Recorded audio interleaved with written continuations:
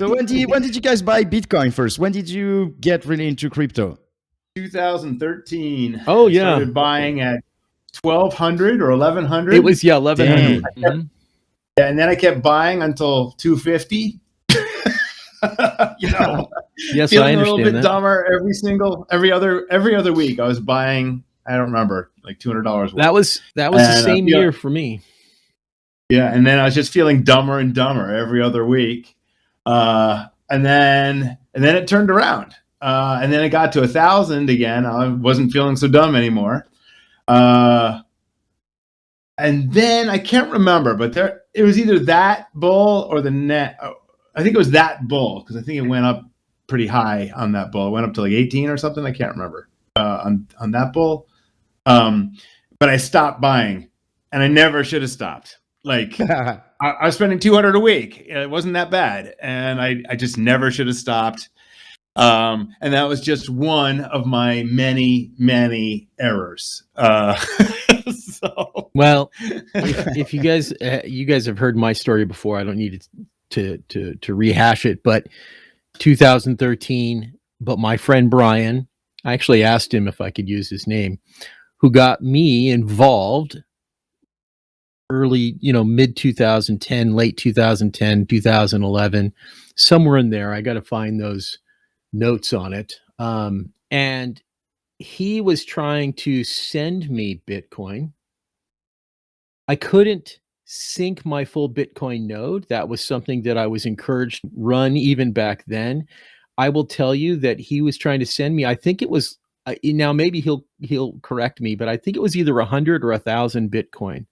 So we're talking about it early on. I was never able to get that Bitcoin he was trying to send me. He was enjoying it, having a good time. So, I could have been a crypto millionaire, I suppose. It's funny. I don't know if you're looking at yourself, but it looks like you keep looking under the table. Right. I'm looking You're at this broken in spreadsheet in front of me. That's what I'm looking at. So Okay. What's under the table? It looks like you're looking at it under the table. like this. No, it was doing something different before. Yeah, no, it's well, probably because I have this beanie on my head. You can't see it in the camera, but I've got a beanie on my head, and I've got these headphones on. Who knows what it thinks he's trying to overlay over my face? Sorry, but anyway, so yeah, so Voice, you've been in this as long as me. Are you a millionaire? No. Well, I eat and sleep crypto. That means crypto for me is buying food. It's not like I'm hodling. Yeah. I eat my crypto, right? Yeah. It's funny. I have friends who know I've been in this since 2013. I told them to buy Bitcoin like in 2014, and they didn't know what to do with it. They just bought a few, and then they just have it. And now they're like, holy crap. And then they assume I was smart this whole time and that I'm a bazillionaire. And I'm like, no, like not even close. And so like I told you, the first mistake I did was to stop buying it, like what you can afford. Yeah. Like for 10 years, I could have been buying what I could afford for 10 years. And then I don't know why I stopped. I just did. And then the next mistake I did was I told myself, oh, that ICO crap looks stupid. And I'm not doing that. And then I had friends, they're like, look at this. Yeah, I'm like, all right, well, I'm going to go into projects that I think are good. Like I'll do ICOs, but I'm going to vet the project. So I did some awesome projects like My Wish, worth 0.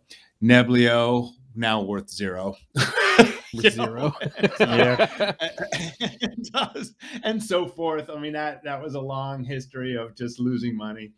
I was am heavily invested in Divi. And we know what the story is there. However, out of all of those, I still, what the work that's happening in Divi, I think we're going to come back around on that one. It'll be one of the few cases of cryptos that do that. So it's only because we've got knowledge about how how clean the code is, the work that was actually done that couldn't be seen publicly. I don't mean it was secret. I mean, correct. when you fix the inside of a car, the car doesn't look better, right? So anyway, a lot in Divi, and me not being also ballsy enough. Like, I don't know how to trade. I'm literally a trader moron. So like, so many times I put a stop in, the price touches it and then shoots off. Like, like, I can't tell you how many times I've done that. And so all my stuff gets sold and then the price takes off. Like I have a long habit of doing terrible trading decisions. It's just not my thing. For me, it's just a line that moves randomly. And I honestly believe most of it is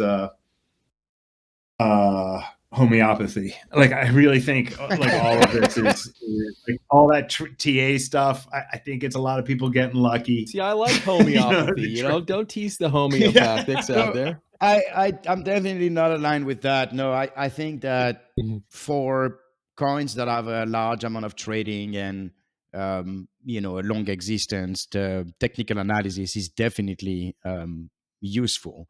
It doesn't tell you things that go against the norm.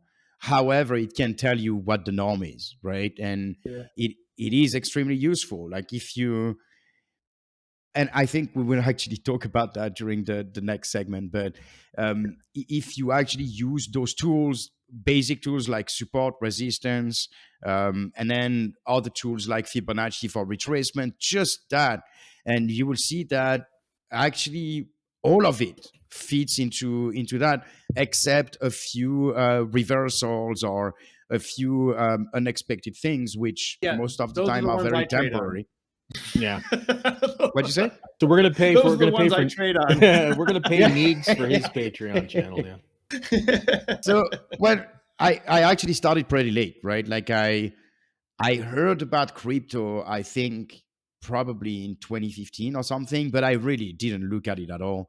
I started to look at it. It was the last week of November 2017, and really, I think Bitcoin was 8 or 12,000 at that time, and then it had just jumped from 3,500 or something, and it was crazy, right? And of course, I wasn't aware that I just had like 4 weeks of bull market, and then it was like the bear market starting. I had no idea, but I was very excited, and in fact, I was able to make a few good moves. It was honestly during the last phase of the bull market, the last 4 weeks. Usually it's very crazy. It's kind of hard not to make money. And but then after that, I kind of stopped trading. So I didn't really, I didn't put a lot of money in crypto either. And then basically I focused on working on crypto more than trading. And so I really mostly focused on Divi like you.